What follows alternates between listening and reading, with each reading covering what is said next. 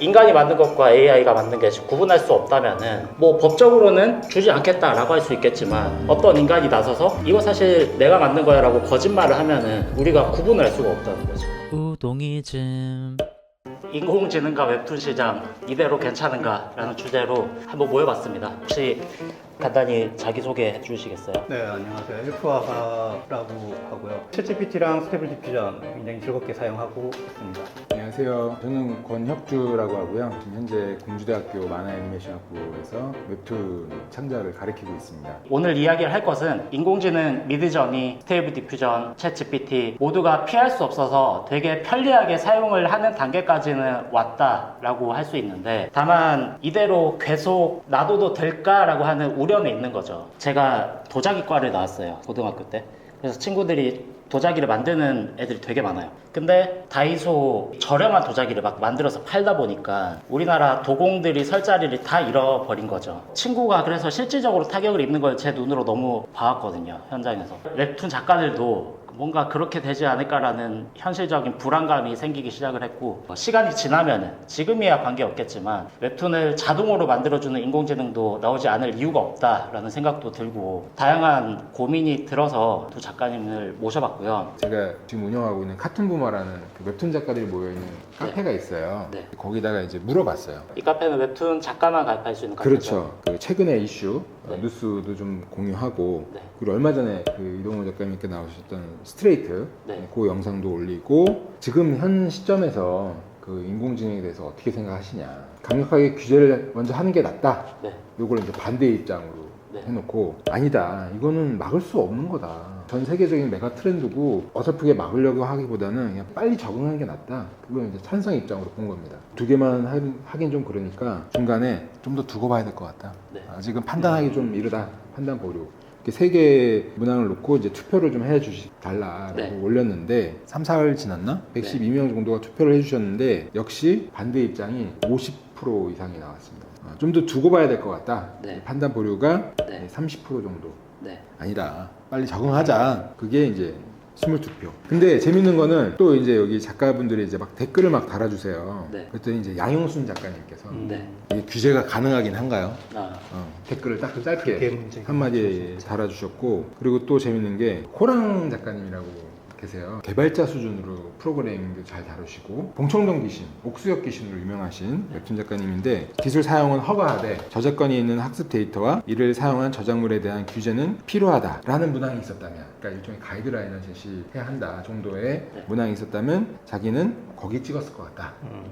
아마추어 작가들을 포함한 좀 더 포괄적인 의견을 듣고 싶어서 유튜브 채널 커뮤니티란을 통해서 설문도 진행을 해보았습니다. 아마추어를 포함한 포괄 설문에서는 판단 보류가 45% 나온데 반해 프로 작가들만 진행한 설문에서는 강력히 규제해야 한다는 반대 의견이 49%로 높게 나왔습니다. 저건 전체적으로 그런 것 같아요. 이렇게 반대하시는 분들도 알고는 있어요. 이거를 막을 수는 없다는 거. 다만 가이드라인을 좀 제시하자. 맞아요. 예.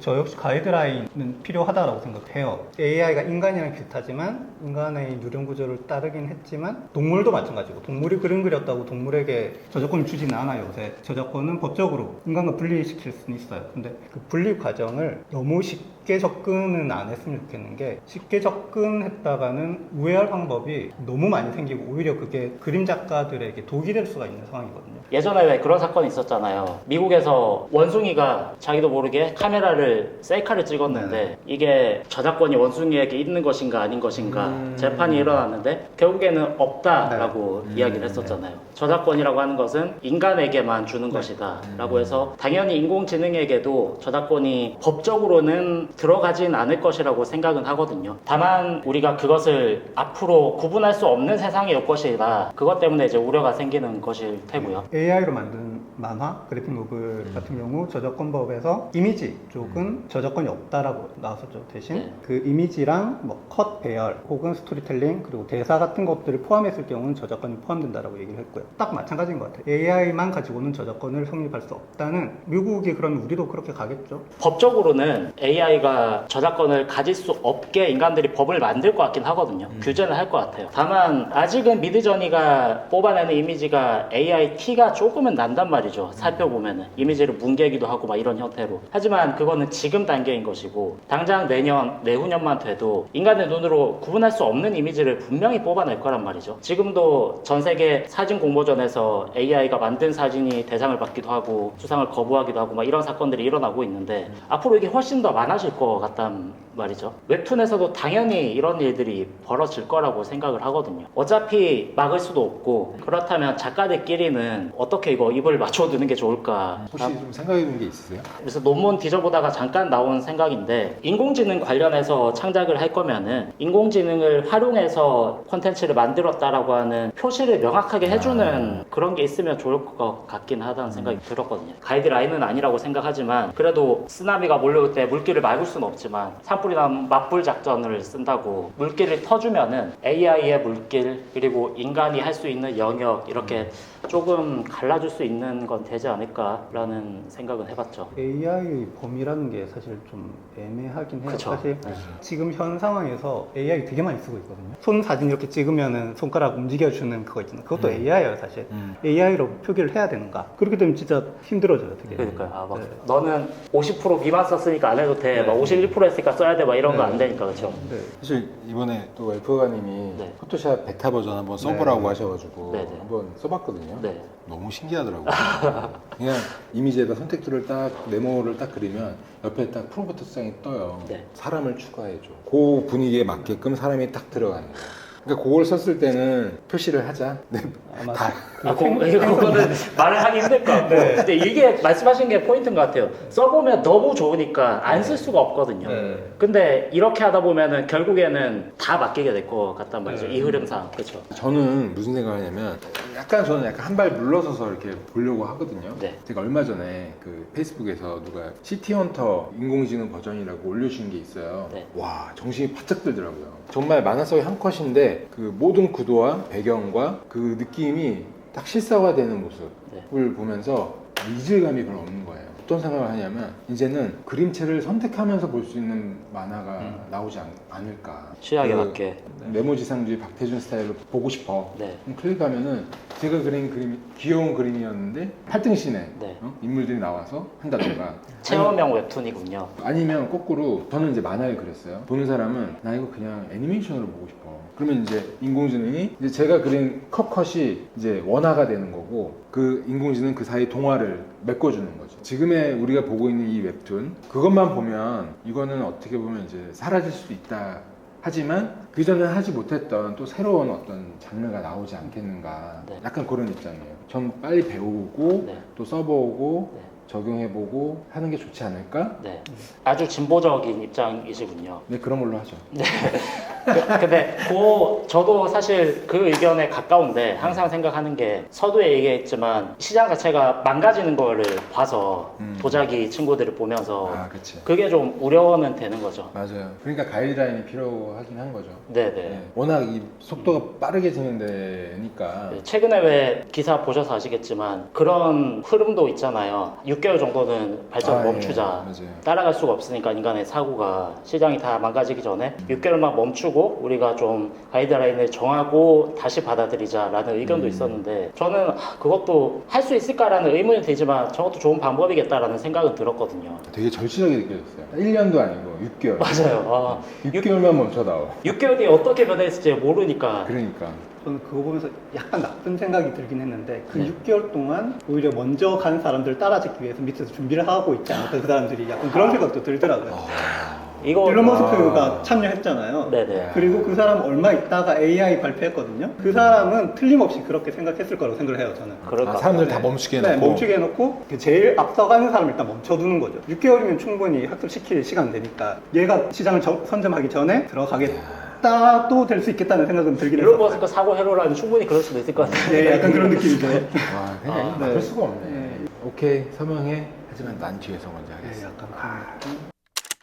일자리 문제일 것 같거든요. 네. 결국에는 빼앗기는 일자리가 많을 테고 네, 스케치업 맞습니다. 때문에 배경맨들이 일자리 사라졌듯이 인공지능 때문에 엄청 많이 사라질 것 같거든요. 동시에 생겨나는 직종도 좀 네. 있겠죠. 물론 비율상 없어지는 것이 훨씬 많겠지만 이 부분에 대해서 좀 상상해 본 길이 있으세요? 기존에 항상 새로운 기술이 시작을 하면 기존의 어떤 기술들은 계속 없어지기는 하더라고요. 낙관적으로 보시는 분들은 그러면 이제 작가들은 좀 편히 쉴 수 있지 않느냐. 근데 전 그렇게 생각하지 않습니다.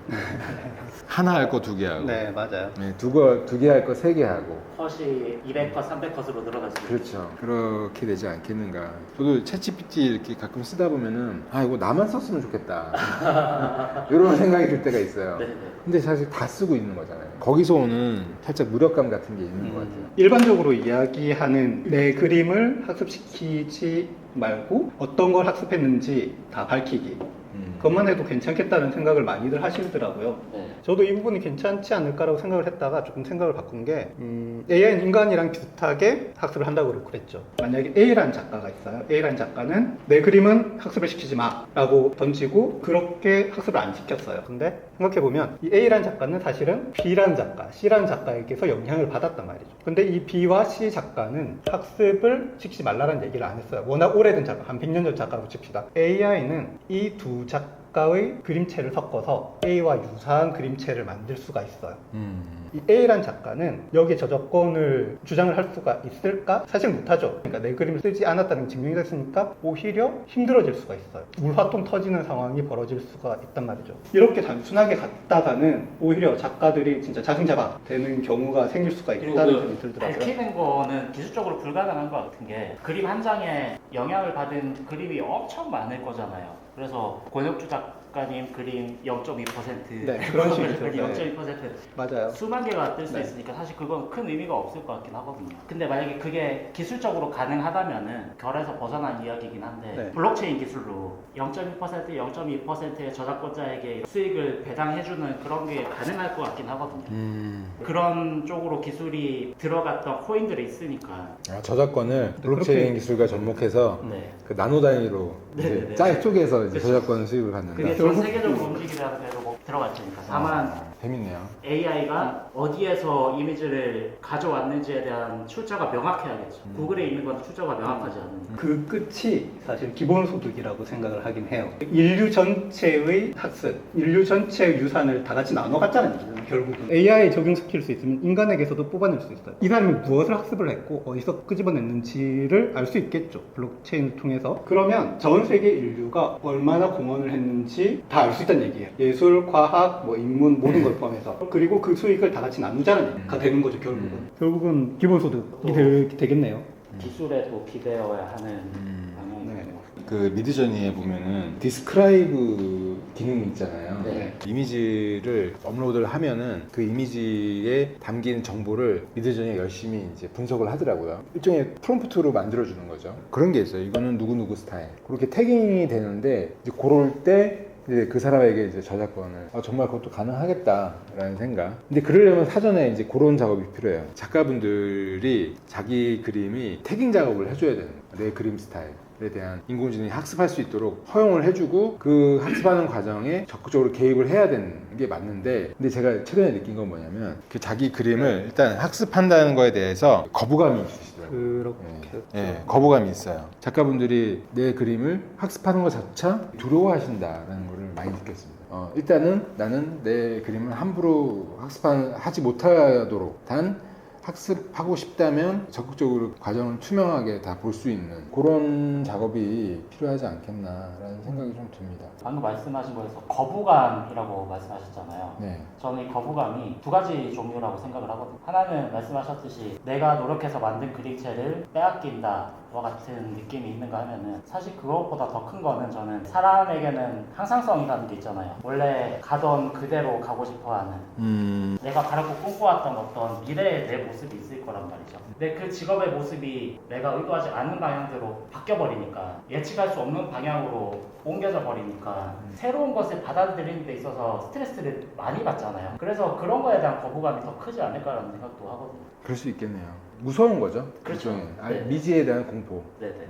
그러면 그 얘기는 거꾸로 얘기하면은 그 과정을 투명하게 공개하고 향후에 어떤 일이 벌어질지 예상할 수 있다면 거부감은 줄어들 수도 있다라는 얘기인가요? 예상할 수 있는 방향 안에서의 가이드라인이 잡히면은 두려움은 사라질 거지만 예상할 수 없는 방향으로 튈 것 같아서 이게 문제인 것 같고, 시간이 지나서 인공지능이 우리 삶에 들어와서 웹툰 문화가 어느 형태로 자리를 잡으면은 사람들도 따라올 거라고 생각을 하거든요. 근데 자리를 못 잡고 이제 와해돼 버리면은 이거는 또 알 수가 없게 되어 버리는 거니까. 저는 오히려 그런 거라면 설득은 가능하다고 생각해요. 새로운 거에 대한 거부감, 미지에 대한 공포라면 그거는 시간이 좀 필요하긴 하겠지만 그거는 어떻게 보면 해결할 수 있는 문제다라고 보고요. 근데 저는 거꾸로 내 그림체를 빼앗기는 것 같다. 저는 오히려 그게 더 크게 느껴져요. 정말 그런가? 내 그림체를 빼앗기는 건가? 저는 거꾸로 무슨 생각이냐면 저는 제 그림체를 학습시키고 싶다고 생각했던, 어떻게 보면 숨은 나의 본심, 이거는 나의 지문을 남기고 싶다. 나의 족적을 남기고 싶다. 지금 이 시대를 사는 요 시점에 인공지능이 마치 뭔가 학습할 게 필요한 요 시점에 그림을 그리고 있는 사람들만 누릴 수 있는 특권이 아닐까. 이거는 권혁주 스타일이야.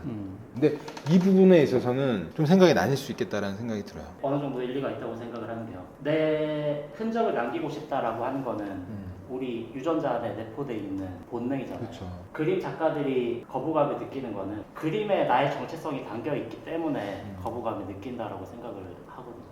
그렇게 따지면은 아까 말씀하셨듯이 내 그림 자체를 뺏기는 게 싫다, 그게 더 큰 것 같다라고 하는 말씀이 이해되는 것 같기도 하네요. 사실 저작권 문제를 빼놓을 수 없을 것 같아요. 미국 할리우드 작가 파업 사례 대부분 알고 계시잖아요. 모르는 분들을 위해서 짧게 설명을 하자면, 저작권에서 가장 많은 이 소득을 가져가는 분야가 원작자잖아요. 이 원작자 영역을 AI에게 맡겨버리고 러프하게 나온 기획을 다른 작가들에게 아주 소액으로 맡겨서 어떻게 보면 단순 노동을 시키는 거죠. 이런 식으로 작가들을 운영을 해서, 안 그래도 박봉이던 할리우드 작가들이 이렇게까지 간다고 더 이상 참을 수 없다, 파업이다, 이렇게 나온 게 이제 이번 사건의 전말인데, 아직 해결이 안 됐잖아요. 이거가 어떻게 해결될지가 사실 웹툰 이 시장도 엄청 연관이 되어 있다 생각을 하거든요. 근데 우리는 또 역으로 이렇게 생각할 수 있을 것 같아요. 최근에 웹툰 포럼 끝나고 2차 자리에서 이야기를 나누다가 어떤 작가님이 지금 스토리 기획부터 전부 다 챗GPT로 운영을 해서 만들고 계신 작가님이 계시거든요. 근데 이런 경우에는 아까 작가님이 말씀하셨듯이 물론 작가가 개입을 해서 저작권은 작가가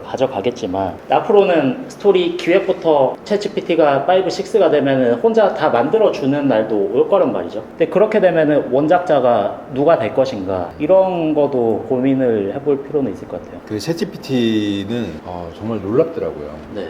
기획을 하고 신업 짜고 트리트먼트 만들어서 영웅의 12단계 맞춰서 짜줘. 그러면 또 그대로 또 짜주더라고요. 요거를 한 30화 분량으로 작성해줘. 그랬더니 또 짜줘요. 설마 이것까지 될까라고 생각으로 이 중에 1화를 대사까지 써줘. 대사까지 써주는 거예요. 네네. 대단하다. 더 대단해질 거고 앞으로. 그러니까요. 네. 이것도 약간 아까 얘기했던 거랑 좀 비슷하게 생각되긴 하는데 네. 뭔가 다른 게 나올 것 같다는 생각이 자꾸 드는 거예요. 예를 들면 우리가 게임을 하다 보면 네. 그 NPC들이 있잖아요. 네. 중간중간에 나와서 이제 그 역할에 맞는 대사를 이제 내 앞에 와서 한단 말이죠. 네. 이 NPC들이 다 인공지능 챗GPT 하나씩 탑재가 돼서 등장해서 나한테 온다면 네. 진정한 자유도가 있는 게임이 되지 않을까? 네. 만화도 지금은 작가가 하나의 큰 이야기를 쭉 끌고 가는 방식으로 했다면 이제는 정말 그야말로 쪼개지는 거죠. 보는 사람마다. 요거를 내가 마치 게임처럼 옛날에 TRPG 하듯이 그게 네. 엄청 고도화된다, 네. 그렇게 될 것 같다라는 말씀. 그래서 이걸 어떻게 규제하느냐 거기까지는 아직 생각이 잘 미치지는 않는데 아마 규제 방법은 오늘 절대 떠오르진 않을 것 같고. 그죠? 네. 그래서 할 일이 없어질 것 같진 않다 이런 생각이긴 해요. 그 말씀 안에는 결국에는 지금 형태로의 웹툰 시장은 축소되거나 사라질 것이다 라는 말이 담겨 있다라고도 볼 수 있겠네요. 뭔가 축소된다는 느낌보다는 네. 요즘 융합이라는 말 많이 쓰잖아요. 네. 그러니까 게임과 만화가 뭐 융합된다거나 아니면 뭐 영화와 애니메와 뭐 같이 묶인다거나 이런 식으로 좀 이렇게 통합되고 융합되는 방향으로 가지 않겠나. 완전히 공감을 하는 게 아마 그렇게 바뀔 것 같아요. 지금은 스토리텔링이랑 매체가 붙어 있죠. 네. 어떤 한 스토리를 하기 위해서는 내가 매체를 골라야 돼요. 소설을 쓰든 웹툰을 만들든 애니메이션 만들든 그 중에 하나를 골라서 할 수밖에 없었죠. 시간이든 비용이든 들어가는 거고 실패할 경우를 생각해야 되니까 네. 동시에 작업 못해요. 근데 AI가 들어가면서 아마 동시에 가능하겠죠. 만화가 잘 돼야 애니메이션을 만들 수가 있었고 좀 어중간한 만화인데 애니메이션 덕분에 잘 되는 경우도 있고 그랬을 거예요. AI가 등장하면 동시에 여러 매체들을 만들고 그러면 내가 성공할 가능성은 더 높아지겠죠. 게임 엔진 같은 경우가 그 AI처럼 생산성을 굉장히 많이 높이는 역할을 했거든요. 네. 게임 엔진이 등장하기 전에는 게임을 만들려면 개발자가 자신만의 게임 엔진을 계속 만들어냈었어야 됐어요. 그런데 게임 엔진이 등장하면서 아마 다들 비슷한 게임을 만들겠구나, 비슷한 스타일의 게임을 만들겠구나라고 생각을 했지만 1인 개발자가 굉장히 많이 힘들었거든요. 그걸 AI에 접목을 해보면 AI가 기존의 시장, 기존에 그 비용이 많이 들어가고 분명히 학습을 했어야 되는 그 부분을 침식하긴 할 거예요. 반면에 개인 작가가 웹툰이든 웹소설이든 AI의 도움을 받아서 스스로의 창작을 더 많이 할 수 있는 그런 경우가 생기기도 할 것 같아요. 그러면. 근데 어떻게 보면 우리 웹툰을 지켜야 돼 라는 입장에서 네. AI를 보면 AI가 너무 무섭게 느껴지는데 거꾸로 우리는 어디로 침범할 수 있을까? 웹툰도 그리면서 동시에 음악 작곡도 할 수 있을까? 아니면 이 웹툰을 그리면서 동시에 뭐 애니메이션도 그 방영할 수 있을까? 뭔가 내가 기존에 할 수 없었던 영역으로 계속 침범한다 네. 혹은 확장한다 라는 관점으로 본다면 저는 인공지능도 물론 그쪽에서는 또 저희를 싫어하겠죠. 웹툰 그리던 사람들이 왜 갑자기 음악을 하고 난리야. 음악하는 사람들이 웹툰을 할 수 있는 그렇죠. 예, 그럴 수도 있겠고. 그러니까 방금 말씀하신 영역들이 인간으로 살 수 있는 상상의 한계인 것 같기도 합니다. 어떻게 보면. 가장 긍정적으로 봤을 때 우리의 미래를 예측을 해봤을 때 그런 식으로 활용을 하는 게 그나마 우리가 나아갈 길이다가 되지 않을까라는 생각이 들거든요. 그래서 아까 말씀하셨듯이 입장을 놔둬놓고 봤을 때 저는 소비자 입장에서 너무 좋을 것 같거든요. 즐길 게 많아지고 게임 이래도 돼 싶을 만큼 왜 최근에 애플이 VR도 발표하고 거기에서 막 GPT 들어가고 이러면서 난리 날 것 같거든요. 다만 창작자 역할에서 앞으로 창작자가 어떻게 살아남을 수 있을까라고 생각을 해보면은 또 다시 원점으로 돌아와서 창작자가 할 역할이 앞으로 남기는 할까라는 생각은 또 드는 거죠. 창작자의 정의가 뭘까요? 그것부터 짚고 넘어가면 좋겠는데.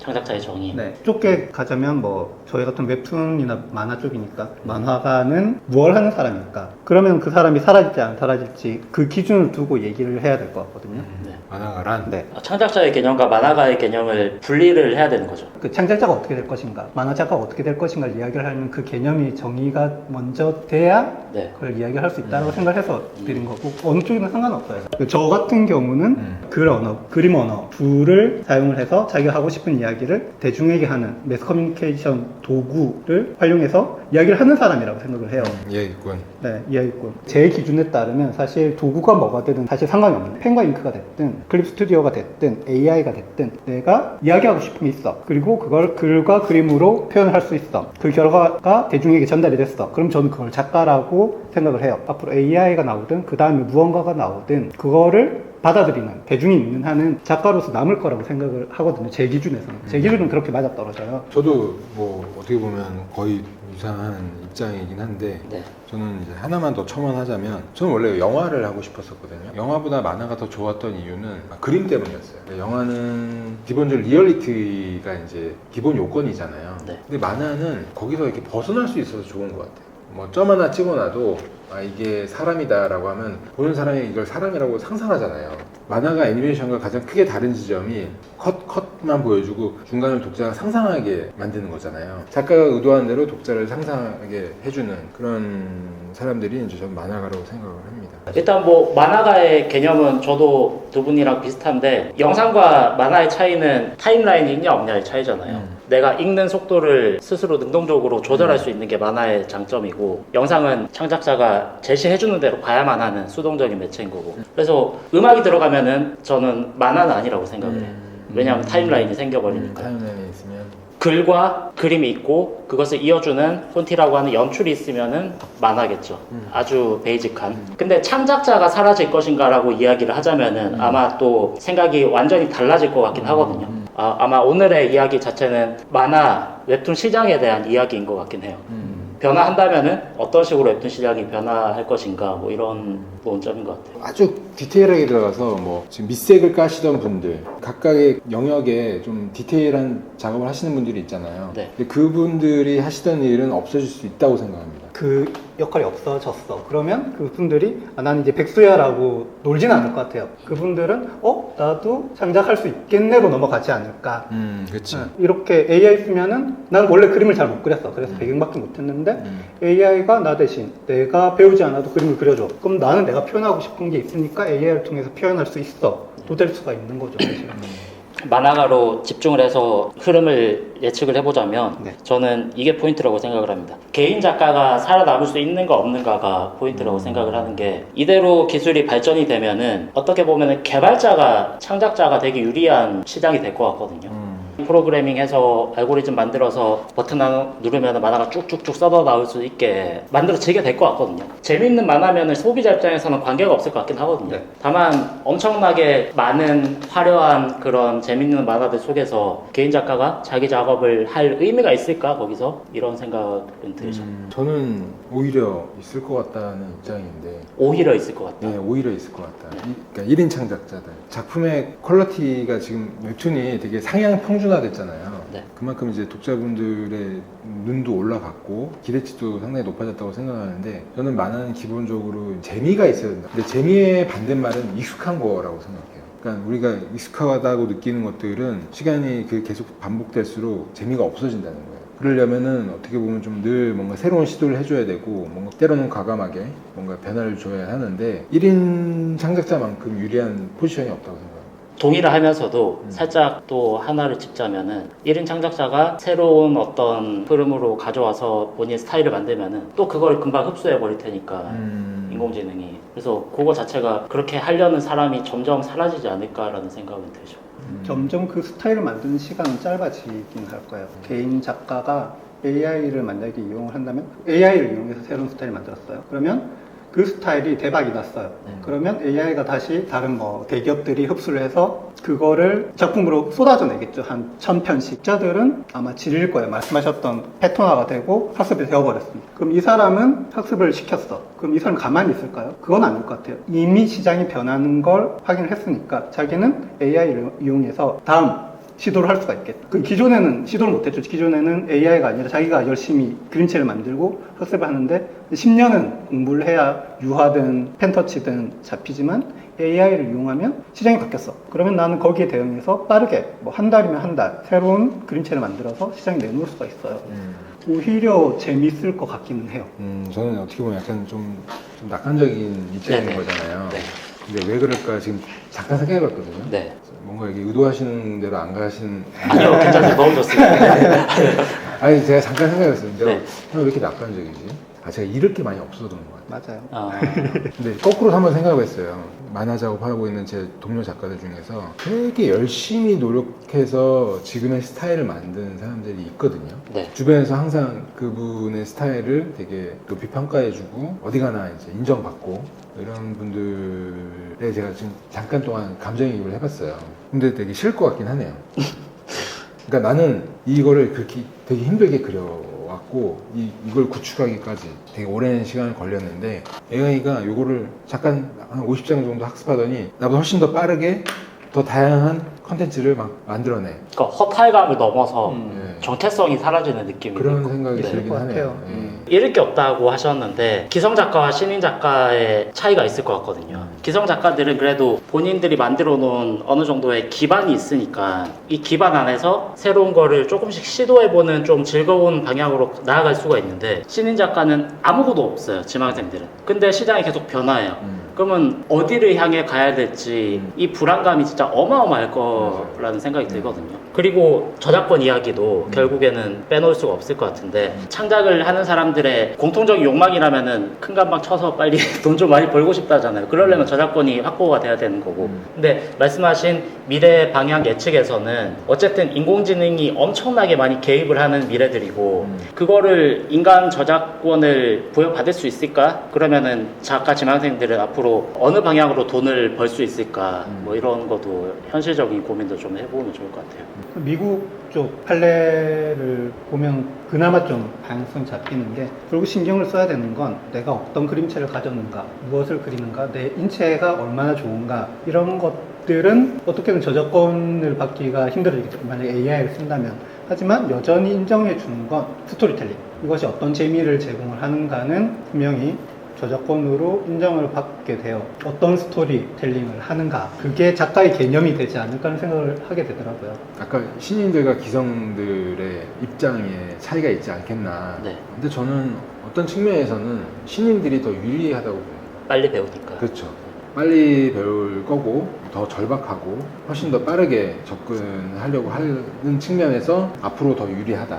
아까 말씀하신 새로운 어떤 컨텐츠 시장을 만든다면은 아마 신인 중에 한 명이 만들겠죠. 웹툰을 네. 신인 작가들이 만들었듯이. 최근에 그 보이콧 운동 있었잖아요. AI 보이콧. 네. 아, 네네네. 도전 만화 도전 두 개. 만화에서 깜짝 놀랐어요. 도배가 돼가지고 네네. 도전 만화에 인공지능 웹툰 반대합니다라고 맞아요. 썸네일이 네. 쫙 이렇게 떠 있었잖아요. 그게 아트스테이션에서 하던 방식이랑 되게 비슷해요. No AI라고 마크를 쭉 도배를 하는 거죠. 그러니까 내용은 크게 중요하지 않고 우리가 이렇게 목소리를 내고 있다가 중요하기 때문에 그렇게 도배를 일종의 신문고 같은 거군요. 네, 네, 시위를 하는 거죠. 근데 제가 궁금했던 건 그 파일을 어디서 공유받지? 그러니까 누군가는 어디선가 이렇게 공유를 해서 다 같이 올리는 걸 거 아니에요. 아. 나도 이거 동참할래 라고 했을 때 오른쪽 클릭해서 다운받을 수는 없잖아요. 긴 스크롤 파일을. 어디 커뮤니티 같은 데 올라왔을 수는 있겠네요. 이걸 어디서 공유하고 있는 거지? 젊은 친구들은 보통 저희처럼 막 어디 모여서 이렇게 하진 않더라고요. 그냥 뭐 트위터에서 적당히 공유된 거 긁고 오고 흐름 자체가 저절로 만들어지기도 하더라고요. 약간 음모론인데 아, 네. 이게 신인이 아니다. 아, 누군가가 이끌고 있을 것이다. 이게 신인이 아닌 것 같다. 아, 그러면은 그게 대선 때나 총선 때 드러나겠군요. 보면 알겠다. 되게 전문적으로 정보가 많고 그거 혹시 읽어보셨나요? 네. 거기 나온 내용은 맞나요? 아니요, 대체적으로? 틀린 게 꽤 많긴 해요. 아 그래요? 틀린 걸 알면서도 의도적으로 이렇게 적었을 수도 있겠다는 생각이 들었어요. 어떤 게 틀렸죠? 하나만 예시로 들어보자면. 짜집기라는 거, 학습 방식이 인간이랑 다르다라는 거, 또는 기술적으로 봤을 때. 네, 기술적으로 봤을 때 합성에 가깝다라고 표현을 하더라고요. 그 내용에서는 사실 잘못된 거라. 이거는 아 그래요? 네. 그럼 어떻게 콜라주가 아니고 네, 콜라주가 아니라 예를 들어서 학습에 기반해서. 드래곤볼 작가는 얼굴이라는 부분에서 이렇게 내려갔을 때 한 이쯤에 왔을 때 이렇게 간다. 아니면 뭐 다른 작가는 이렇게 갔다가 이렇게 간다라는 패턴이 있을 거잖아요. 그 패턴을 기억해요, AI는. 아하. 눈썹은 눈에 얼마나 붙을 것인가, 눈 밑에 선이 있을 것인가 없을 것인가, 그런 식으로 인식을 하지 눈 100개를 이렇게 기억했다 그 중에 하나를 이렇게 붙여 넣는 방식은 아니라는 거죠. 그러니까 표절이 아니라는 말씀이시군요. 네. 그러면 그 논리대로라면 네. 여자한테도 저작권이 있다고 봐야겠네요. 아니요. 인격이 아니기 때문에 인격이 아니라 돼지랑 마찬가지죠. 그 그림 돼지잖아요. 그림을 그리고 우리랑 똑같이 보고 꽃을 그리지만 인간이 아니기 때문에 사실 저작권이 없거든요. 아까 이야기했던 사진도 마찬가지. 자기가 좋아하는 걸 이렇게 찍었겠지만 그 저작권을 부여받지 못하는 것처럼 저작권 자체가 인간에게 집중이 되어 있어요. AI를 저는 개인적으로 좀 지성체라고 생각을 하긴 하지만 어쨌든 인간이 아니니까 인간의 법 안에는 들어갈 수가 없다라고 생각하는 편이긴 해요. 근데 그 AI한테 저작권이 없다는 말이 되게 안도감으로 오는 게 아니라 네. AI는 저작권조차 필요 없어 라는 걸로 느껴지네. 그거에 구애받지 않아. 저작권 법 자체를 무효화시키는 것 같아요. 인간과 AI 구분할 수 없으니까. 네. 그 왜 AI 영화들을 보면은 항상 논점이 그거잖아요. 스티븐 스필버그 AI 영화도 보면은 인공지능 소년이 등장을 하고 이 소년이 엄마에게 사랑을 한다라고 하는 명령어를 주입을 받았어요.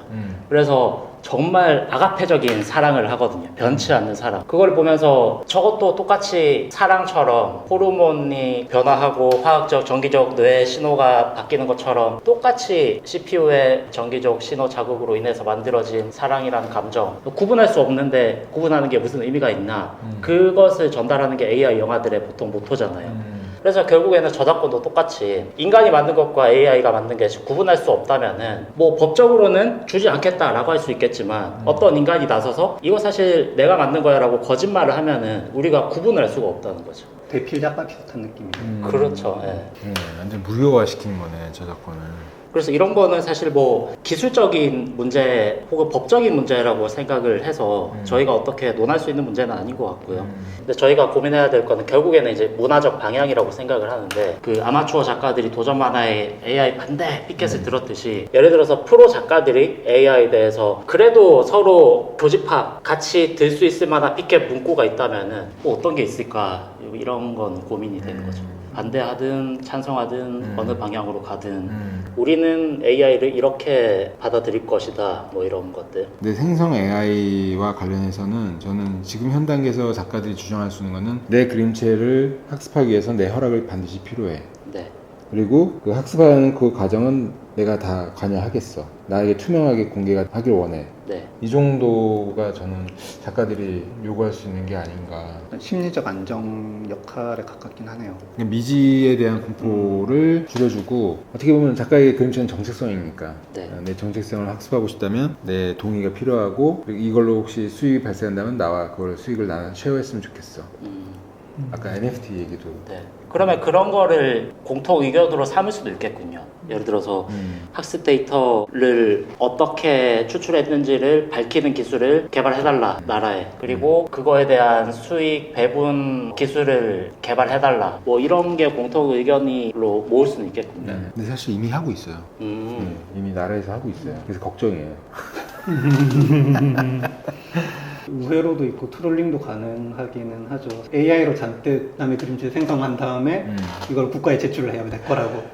그러면 이제 아. 1000만 개 이렇게 넣었다. 그러면 내게 뜰 가능성이 높겠죠. 걔는 내 걸 더 많이 학습을 했을 거니까. 뭐 근데 실제로 내 거를 넣어도 남의 것들이 막 나올 수도 있을 테고. 그게 학습량에 따라서 또 달라질 것 같아요. 내 이름이 훨씬 많으면 내 이름이 많이 뜨겠지. 뭐 세부적인 거는 기술자들이 잘 해야 될 거예요. 결국은 잘 해야 돼요. 말씀하신 방향 분명히 맞고, 근데 조심은 해야 된다라는 거. 좀 심도 있게 가기는 해야 될 것 같아요. 머리 아프다. 그래서 아까 그런 말씀하신 거 그냥 아예 좀 나누자. 인공지능 그리니까. 그렇게 생각을 했는데 또 아까 말씀하셨듯이 어디까지 나눌 것인가가 또 이렇게 생성형 AI까지 나누면 되게 나을 거예요, 사실. 한쪽은 수작업. 완전 수작업. AI가 침범할 수 없는. 이렇게 다시 잉크 찍는 시대로 돌아가는 거군요. 지금 그 시칼 같은 경우는 우리가 대량 생산을 만들잖아요. 그 중에서도 수작업으로 하시는 분들, 막 다마스커스 그죠, 만들고. 망치로 두들기고 하나하나 나무 깎아서 손잡이 만들고 그런 분들은 여전히 살아남으시죠. 오히려 그쪽 시장은 고급으로 이렇게 가지 않을까 싶기도 해요. 그거는 이제 장인의 영역인데 네. 장인의 영역은 사실 시장이 망가졌기 때문에 장인들 밖에 못 살아남는 거잖아요. 아까 제가 얘기한 시장이 망가졌다라고. 그러니까 도예. 네네. 그러면은 그걸 시장이 망가졌다라고 일단 정리를 하고 네. 시장이 망가지지 않을 방법이 있는가를 질문을 던져야 될 것 같아요. 망가지지 않는 방법이 있는가? 네. 근데 아직 저는 답을 못 찾았습니다. 그리고 그게 역사적으로도 새로운 기술이 나와서 어떤 시장을 잠식할 때는 결코 기존의 기술이 이긴 적이 없어요. 예를 들어서 디지털 카메라 같은 경우 코닥이 1970년도에 디지털 카메라를 처음 개발을 했거든요. 네. 코닥이 그 필름 만들어서 파는 회사잖아요. 일회용 카메라하고 필름 만들어서 파는 회사인데 만들고 나서 얘네가 뭘 했냐면 이거 나오면은 필름 안 팔리겠네 하고 기술을 묻었어요. 그럼 얘네가 기술 묻어서 그 필름 시장이 그럼 지켜져야 되잖아요. 근데 안 지켜졌죠. 디지털 카메라 다른 사람들이 기술 만들고 오히려 지금 코닥은 필름 사업 자체를 접었거든요. 이렇게 가게 될 가능성이 높아요. 초상화가 시장은 망그러졌죠. 그러면 그게 우리에게 그럼 어떤 역할을 줬는가? 너무 멀리 가는 거긴 한데 그렇게 됨으로써 사실 귀족들만 자기 얼굴을 남길 수 있던 세계에서 일반 시민들도 자기 얼굴을 남길 수 있는 시장으로 바뀌긴 했어요. 그게 망그러지면서 그럼 그게 우리에게 나쁜 시장인가? 이런 질문을 다시 던질 수가 있는 거죠. 말씀하신 게 사실 망가지지 않을 방법이 없는 거죠. 저도 지킬 수 있는 방법이 없는 거죠. 아직까지 못 찾았어요. 예를 들어서 행복 회로를 최대한 돌려가지고 지킬 수 있다면은 네. 어떤 식으로 가면 지킬 수 있을까요? 그 부정적인 거 좀 빼보고. 지킨다라는 게 지금의 웹툰 작가들이 꾸준히 이렇게 웹툰을 그리고 그 정의부터 해야 돼요. 네, 그거부터 정의가 돼야 될 것 같아요. 그러면 현존하는- 이렇게 할게요. 네. 원작 저작권을 가지고 있는 작가가 있고 인공지능을 적당히 활용하는 것까지는 괜찮은데 네. 인간이 이것들을 취합하는 과정에서의 시장. 인공지능을 적절히 활용하는 시장과 네.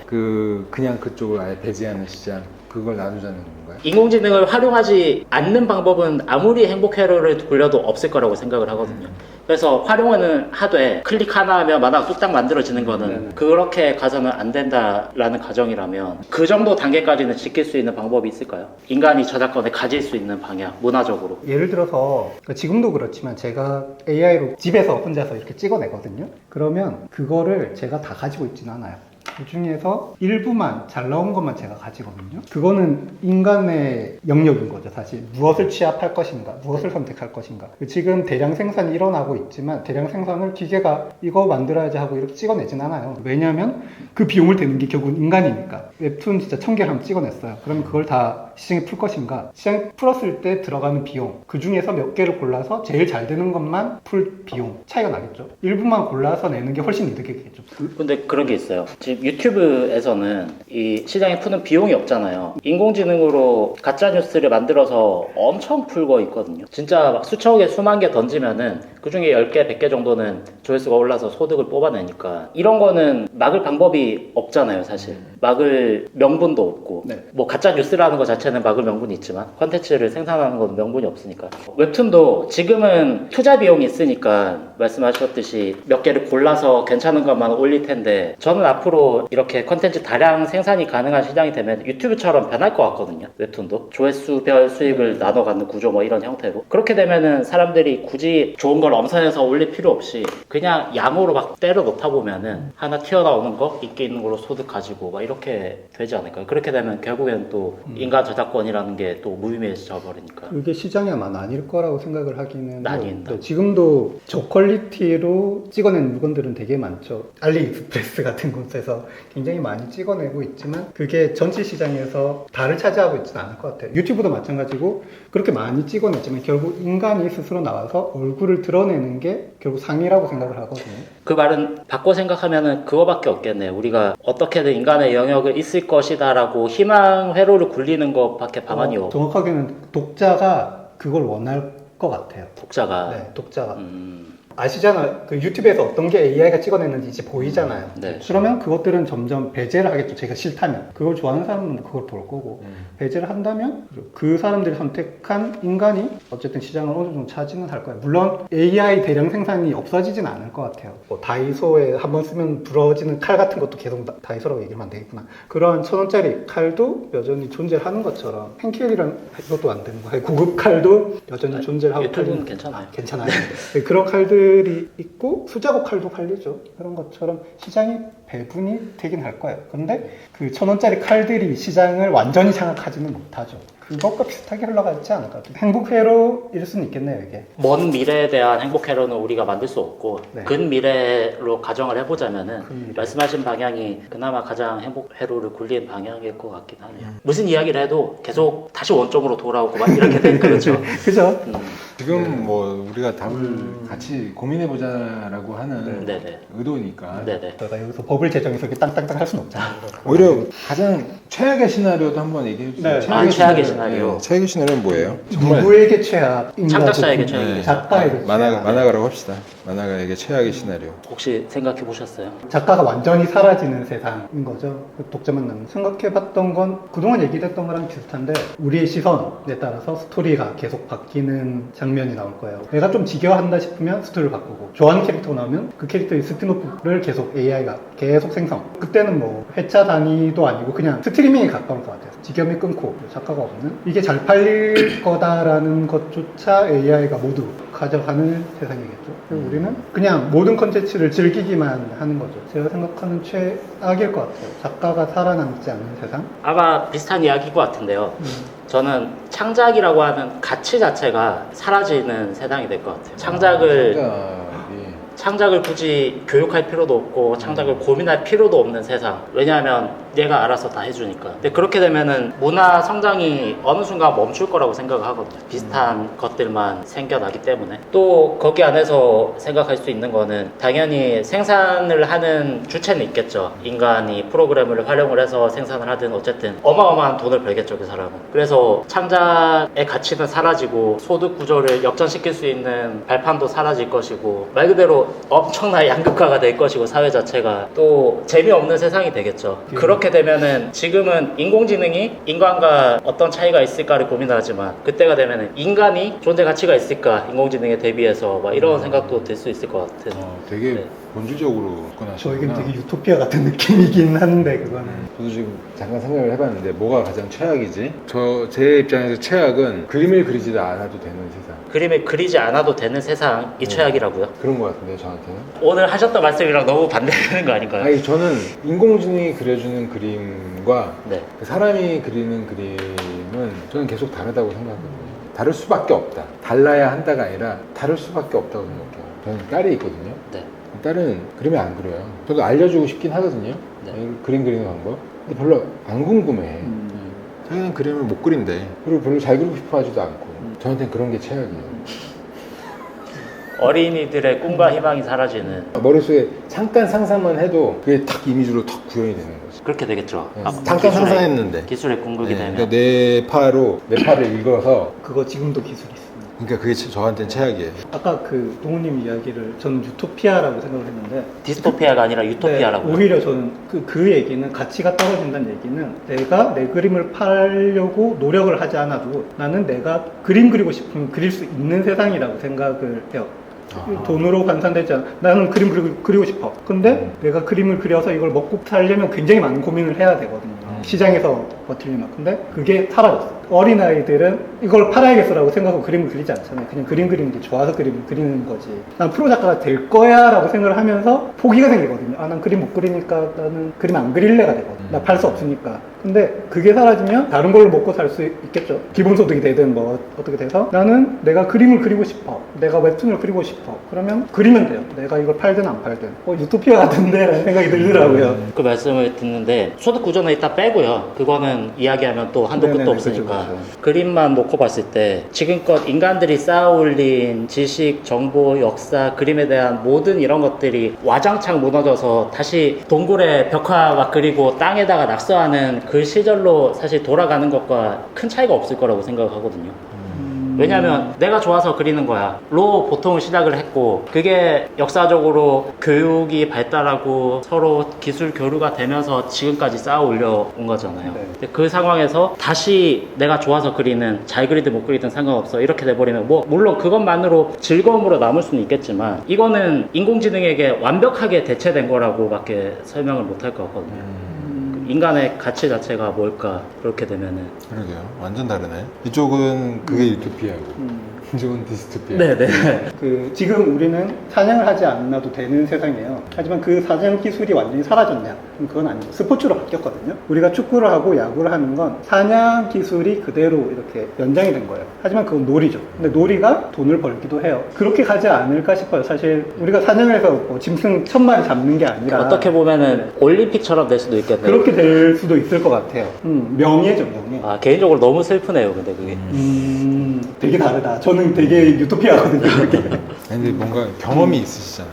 도예과에 있으면서 그런 것도 있고, 저 배경 그리는 거 너무 좋아하거든요. 여행 가면 항상 크로키로 배경하고, 이게 제 취미였고, 학생 때 데뷔를 하면은 마츠모토 타이어 작가처럼 그리는 게 제 꿈이었거든요. 근데 스케치업이 등장을 했어요. 졸업하고 한참 시기에. 그때 엄청 허탈감 느꼈거든요. 스케치업을 써야만 하는 그 순간이. 아 그래요? 저는 사람보다 배경 그리는 게 좋았는데 사람만 그리고 있다 보니까 재미가 없는 거예요. 그래서 그때 느꼈던 허탈감, 그리고 친구들의 허탈감 이런 걸 보면서, 인간은 또 감정의 동물이니까 이렇게 완전히 분리시킬 수가 없잖아요. 그래서 상상을 하니까 슬프다라는 생각이 먼저 드는 것 같아요. 그것도 저랑 되게 반대인 게, 저는 배경 그리는 게 너무 싫어서 스케치업을 시작했거든요. 그것도 되게 다르네요. 이 온도가 너무 다른데요? 그러게. 이거는 이렇게 한 게 잘한 것 같아요. 아, 그래요? 근데 뭐 다양한 의견을 이야기해보는 게 오늘의 목적이니까 어차피 답은 나오지 않을 거라고 생각을 했고요. 오늘 안에 뭔가 공동의 의견이 있었으면 좋겠다라는 생각을 했지만, 그것도 이야기를 하면 할수록 더 갈리는 것 같고. 네. 유토피아조차 다른 마무리를 어떻게 할까요? 그래서 마무리는 웹툰 프로에서 그러니까 예를 들어서 웹툰 포럼에서 이어간다고 해도, 근데 네. 저는 원래 그럴 생각으로 왔거든요. 네네. 근데 이야기를 하는데 각이 안 보이고. 각이 안 나와요. 네. 우동이즘. 오늘 좀 긴 시간 동안 이야기를 해봤는데 사실 이렇게 될 줄 알았습니다. 아셨죠? 이렇게 될 줄. 네, 이야기를 하면 할수록 더 수렁에 빠지고 다시 돌고 돌고 이렇게 될 줄 알았습니다. 의견을 내보는 것 자체가 저는 지금 시점에 필요하다라고 생각을 했고요. 또 계속해서 이런 자리가 필요하다라고도 생각을 하고요. 이어서 이런 자리를 또 계속 만들어 주셨으면 좋겠다라고 하는 바람이 있습니다. AI가 처음 등장, 계속 고민을 했던 주제고 아직까지 답이 안 나왔던 주제고 오늘 대화를 통해서도 마땅히 답은 안 나오는 것 같아요. 물론 우리끼리 이렇게 답을 낸다고 해서 그게 답이 되는 것도 아니겠지만 그래도 이렇게 얘기를 함으로써 다른 분들이 어떤 식으로 생각하는지는 조금 더 많이 알게 된 것 같고 제가 되게 좋아하는 이야기는 있는데 찾다 보면 답은 나온다라고 저는 늘 생각을 하는 편이라서 계속 답을 찾아야 될 것 같아요. 다들 좀 같이 고민을 해봤으면 좋겠습니다. 저는 이제 만화를 그리는 이유도 여러 가지 이유가 있겠지만 그림을 그리는 걸 좋아해서 그런 것 같아요. 근데 제가 최근에 느끼는 건 뭐냐면 저는 요즘에 수작업 작업을 좀 하거든요. 수작업을 했을 때 생기는 그 컨트롤 Z가 없을 때 내가 대처하는 방법이라던가 연필이나 이런 거 쓸 때 소리 이런 것들이 좋더라고요. 그게 인공지능을 알고 난 뒤로 그렇게 된 것 같아요.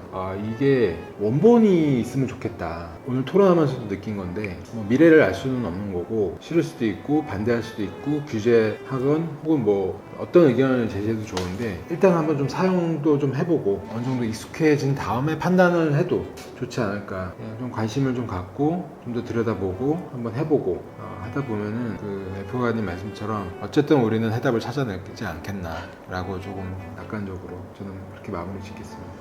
저도 소감을 해도 될까요? 물론 하셔야죠. 마무리해 주셔야죠.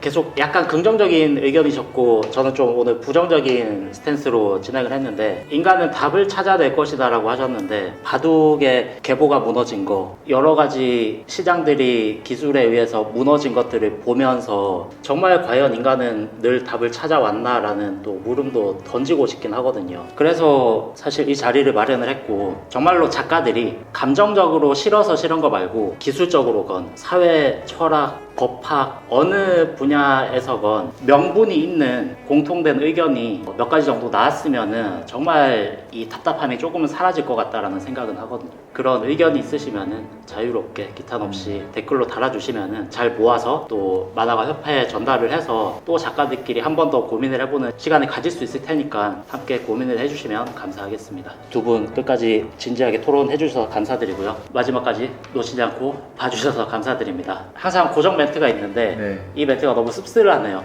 그래요? 늘 즐거운 창작 되시기를 바라겠습니다. 감사합니다. 감사합니다. 감사합니다.